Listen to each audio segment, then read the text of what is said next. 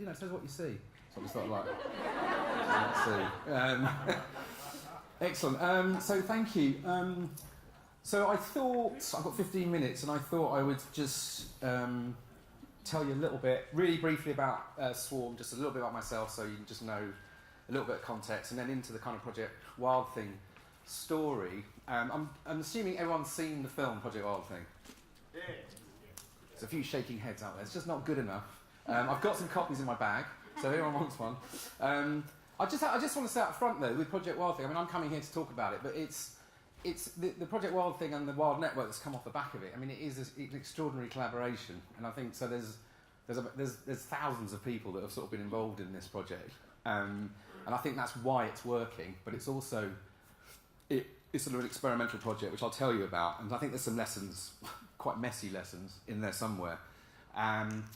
Anyway, so as Ed said, I sort of spent a big chunk of my career working in the dark side, working on helping big corporations create more things for more people they didn't really need. And the last sort of decade I've been finding my way out of it. And I have two partners. We've set up a business called Swarm, and really this is what we sort of try and do. So we're into this idea that there's kind of there's resource constraints all over the world right now, but actually the human energy and the collective intelligence of people is pretty much infinite. And actually our work really is about how do we bring those things around issues, big problems, and that's kind of what we do. It's a swarming process. And we used to market products for companies, and now we're really in the game of marketing what we call gnarly problems, like really difficult problems, and trying to invite people to get involved in solving those problems.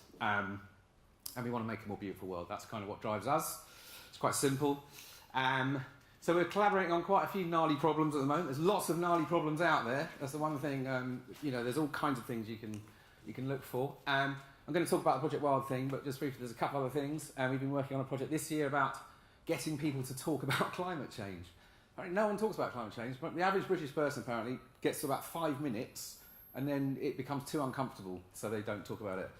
So there's this whole beautiful bit of work done by the RSA around uncomfortable conversations and the need for more uncomfortable conversations if we're to sort of actually have a chance of dealing with this enormous stuff that's coming our way. So we've been working on a project called Break the Silence, which is actually about how do you get professionals, people in businesses, to open up about the sort of their worries, like not the kind of rational, we're all fine, we'll just go low carbon, but the kind of like, oh my God, how do I deal with this? It's kind of...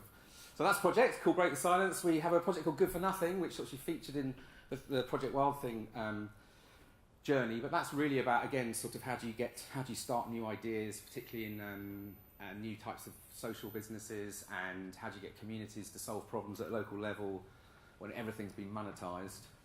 It's quite hard. So we have a thing called Good for Nothing, where people come and do stuff for nothing for others in a quite fast way. And then we have a project we've been working on with cancer research initially, and now we're taking it in some other areas, which is opening up some healthcare issues, so bringing in collective intelligence and more people into looking at how technology and collective intelligence of people can help to take on looking at some of the healthcare issues. So that's some of the problems we're currently working on. But I'm going to talk about this. Like I said, I think one of the reasons why this project has sort of punched above its weight, actually, really, when you look at kind of the sort of some of the resources it's had, is because a lot of different people didn't really know what they were doing. And I think that's why this is working, because actually none of us really had done anything like this before, but we were all really excited by how we might tackle this problem in a different way. And I think that sort of not knowing and actually not having, no one had made a feature-length documentary before, no one had tried to fund it in different ways, no one had known how their individual organisations, what really the benefit was going to be for them, no one could find money at certain times, so things just had to happen. And so because of that nature, I think that's why it's done so well, actually, because I think if everyone had known how to do it, we've done it all before and whatever, I don't think it would have been, that's my opinion. But I think it's interesting when you're thinking about collaborations and sort of being able to go into things with a kind of, beginner's mind, as they'd say. In Buddhism, it's that idea of not really knowing, but actually wanting to try. So it started with a film, which some of you had seen. The big problem was this.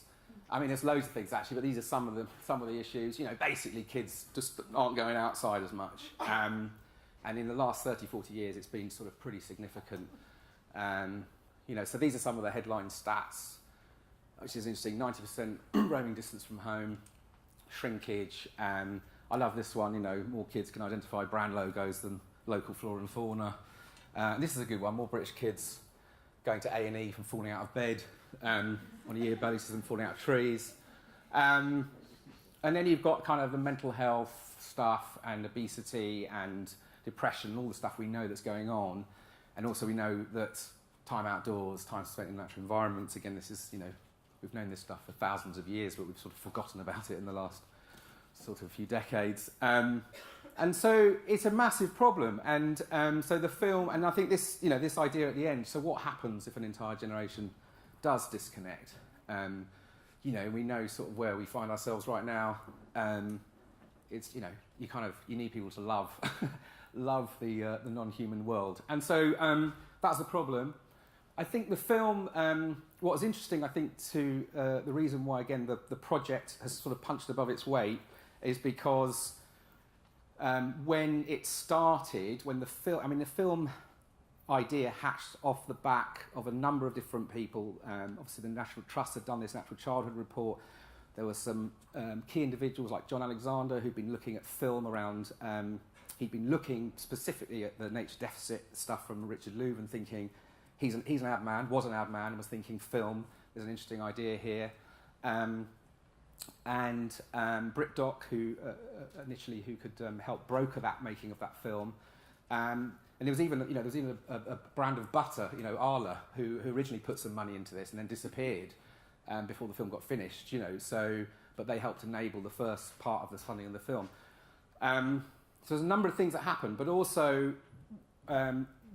we met the filmmakers very early on, and so the pitch of the film, we haven't seen it, the narrative is David Bond self-appoints himself as the marketing director for Nature and tries to market Nature to kids, and it's, he goes on this journey, and he goes to all these kind of sort of brand experts and play experts and health experts, and explores the problem with his own kids, and then tries to develop this campaign. And we got introduced them very early on in the film, and they needed loads of help because they were getting lots of advice from sort of brand gurus and stuff, but no one wanted to do anything. So we said, we'll help you. So we started, we created a project to get a load of people together for a few days to think about how to help him create a campaign for Nature. And then we created this Project Wild Thing brand. This is like 8 months before the film was had been finished made. And I think, again, that's important because, again, we were making it up as we went along. It wasn't really planned, but looking back on it as a learning, I think the fact that we just went with something very live, and he then tried to sort of market this idea and kept on filming it. By the time the film launched, we put this up, this was put up sort of 7-8 months before the film was launched. By the time it launched, we had about 10,000 people connected to the project who were really engaged with the problem and the issue. And they were sort of everything from the big NGOs right down to the sort of one-person, social entrepreneur to the, to whoever, just people that cared about this issue. And also, I think because we embraced technology from the start, although that's one of the issues to kids getting outdoors, but because we embraced technology, we didn't say it's all about nature. We said it's about being wild. All these kind of things really helped grow momentum around the project. I think if we'd done it slightly differently. But as I say, we sort of made it all up as we went along.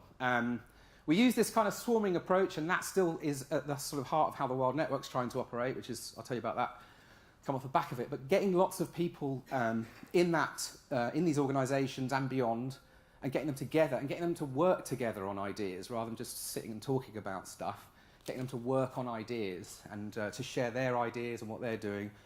So this sort of collaborative way of working became part of the process as well. And I think, again, has sort of, I hope, and I think that's the case with a lot of the partners, we've all taken something from these processes and learnt different things and taken those back into our own organisations. The technology thing is interesting, I would say, because we made this app called Wild Time because we knew that loads of kids, I've got 3 kids, you'd see them on the screen, they love smartphones. And so we thought, well, could we create an app that lets them kind of play but then gives them things that they can do on the doorstep. So the idea of Wild Time was born, which just gives you little things from 10 minutes to 2 hours, things that you can do on your doorstep. And again, we had to make this stuff really fast, and then all the organisations who were getting around the project were like, can we have some stuff from you and some stuff from you and some stuff from you? And I remember I was getting an email from one conservation trust when we were build the prototype, and he was saying, you've used our rolling down the hill activity, and that's copyright or whatever. And we're like, okay. Fair play to them, they got over it, because we said, look, the whole point is look, I don't think you can copyright rolling down a hill anyway, but it's good, it's got a link to your thing through it. So, anyway, so that's that.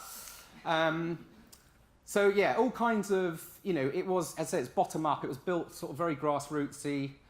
Lots of the media we used. Again, it was built bottom up, and we built a fan base, I think.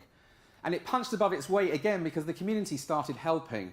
I mean, I'm seeing Mike Collins over there. Mike did an amazing job on a lot of this press, but also I have to say there were people in the network that were using Twitter and bringing attention of people in the media to the project. I mean, there was a girl we know who knew Lauren Laverne, and she tweeted her and said, you want to check this out? Next thing, she's talking about it on BBC Radio, and next thing, David's on the radio. Same thing, we invited a Newsnight producer we knew to a private screening. They were like, we love this. She ended up getting the programme onto Newsnight and the whole thing. And so the community started to help with the whole thing, and I think that was the really, a great thing. And so the network was born out the back of it, which is now, about to enter quite an interesting phase. That maybe we can deal with this in some questions, because there was all kinds of learnings, again, how you get big organisations and small organisations and individuals working around a problem like this, and how do you set up something. So this is the Wild Network, which is now born on the back. It's 1,700 organisations and about 15,000 people signed up to it. And we're sort of going, shit, what next? So there's been a lot of work going on over the last few months, but now there's a director who's just been hired in. There's a chairperson, there's a board of trustees. We've set up a thing called the Wild Council, who get together and do wild stuff together and help the network behave in a more wild way, because we think that's really important. How much time have I got? Is it sort of... 2 or 3 more minutes. Oh, okay, right. So we've been doing lots of stuff. This is important because this is I think this is a bit about how do you get everyone working together if it's like not my brand, it's your brand or whose organisation. So what we're trying to focus on is this. And if everyone helps grow Wild Time, every organisation pushes Wild Time, which is just time outdoors, because we've said it's not about nature, because that freaks some people out, and you just got. So we've said it's Wild Time, it's time outside, and Wild Time is good for everyone. If we can grow it, it's good for kids, it's good for parents, it's great for all the organisations involved, because the more people that want to go outdoors, the more this stuff that we're all doing becomes relevant. So that's what we're trying to get everyone to focus on. Another hat tip to Mike Collins. He came up with this lovely idea for a voucher at Christmas. So we've got a Wild Time voucher. You give it to kids and you promise them that you will take them outside for how many hours possible. Because actually what we found out is the parents, really, it's not the kids. The kids want to go out. It's the parents. And kids want to go out with someone else. So this is a thing. So we're trying to get a network to push things like this. We do these events still, these swarm events, where we try and invite everyone in the network along to work on stuff. So it's like a total unconference. It's all about doing stuff together.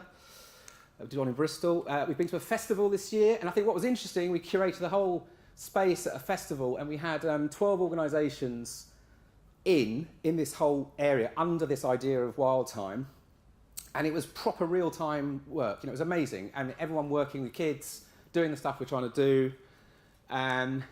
That's a queue for the woods. You ever seen a queue for the woods? That is a queue to get into the Wild Time zone at Camp Festival on Sunday morning. I think it's because everyone had spent all their cash by that point, and they were like, oh, just go to the woods, it's free. But anyway, that's good. We like to see that. That's our squirrel. That's actually my son in a squirrel suit. But we managed to get the squirrel from the film on stage with the Basement Jacks on the Sunday night headlining set. So there's, it's a fun thing. It's got serious ambitions, but I say my takeout really is there's a lot of things. And I think just to sum up, here's the lessons that we've learned about collaborations. That's all of us in a yurt. That's the Wild Council. We meet in yurts. We don't meet in offices. But I think, honest dialogue. So all the organisations, when we bring them into sessions, we encourage them to be very clear of their intentions. What is it they want out of being part of the Wild Network? What is it that they need back from it? What can they offer it, personally and organisationally? And this is all publicly done. So, it's not, you can't just drink tea and eat biscuits. You have to sort of commit yourself to why you're here. New ways of working. So we try and do a lot of open space work. We work outside more.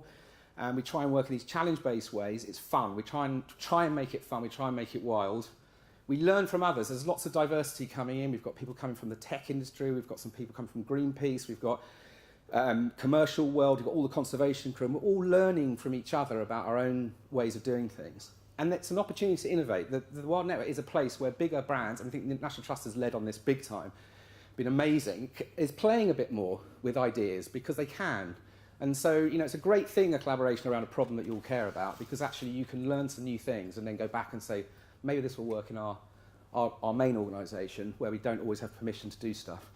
I'm conscious of time, so... Okay, so that's sort of it, really. Does anyone want to ask any questions now, or should I just get off? Save that for the Get off then. Okay. There you go.